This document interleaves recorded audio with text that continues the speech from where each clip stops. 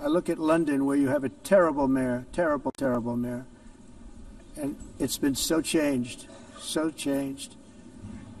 Now they want to go to Sharia law, but you're in a different country. You can't do that. Both the immigration and their suicidal energy ideas will be the death of Western Europe.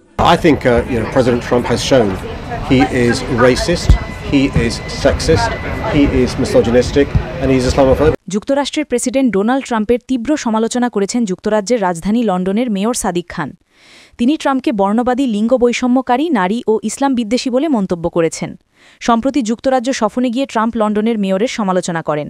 এরপর জাতিসংঘের সাধারণ পরিষদের অধিবেশনে দেওয়া গত মঙ্গলবারের ভাষণে Trump আবারও বলেন, লন্ডনে একজন অত্যন্ত খারাপ মেয়র আছেন। এটা লন্ডন শহর অনেকটাই বদলে গেছে। এখন তারা শরিয়া আইন চালু করতে চায়। এই বক্তব্যের প্রতিক্রিয়ায় সাদিক খান এবার ট্রাম্পের বিরুদ্ধে তোপ দাগলেন। বিবিসিকে মেয়র বলেন, মানুষ আশ্চর্য হয় কেন ট্রাম্প আমার মতো একজন মুসলিম মেয়রের প্রতি এত মনোযোগ দিচ্ছেন, যিনি সাদিক খান একটি উদার বহুসংস্কৃতির, প্রগতিশীল ও সফল শহর পরিচালনা করছেন।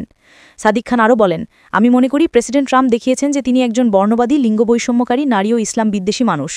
ট্রাম্পের পক্ষ থেকে অত্যন্ত খারাপ মেয়র হিসেবে সমালোচিত হওয়ার প্রতিক্রিয়ায় সাদিক খান বলেন, লন্ডনে রেকর্ড সংখ্যক মার্কিন আসছেন, এজন্য তিনি কৃতজ্ঞ।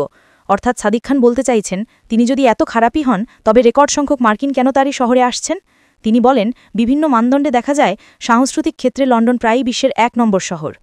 এ বিষয়ে প্রতিক্রিয়া জানতে হোয়াইট হাউসের সঙ্গে যোগাযোগ করা হয়েছে।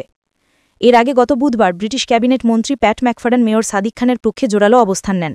তিনি বলেন, ডোনাল্ড ট্রাম্প ও সাদিক খানের মধ্যে কয়েক বছর ধরেই ঝামেলা চলছে। লন্ডন শরিয়া আইন চালু করতে চায় ট্রাম্পের এমন মন্তব্যের জবাবে যুক্তরাজ্যের এই রাজনীতিক বলেন, যুক্তরাজ্যে শুধু ব্রিটিশ আইন প্রযোজ্য, এর বাইরে অন্য কোনো আইন নয়।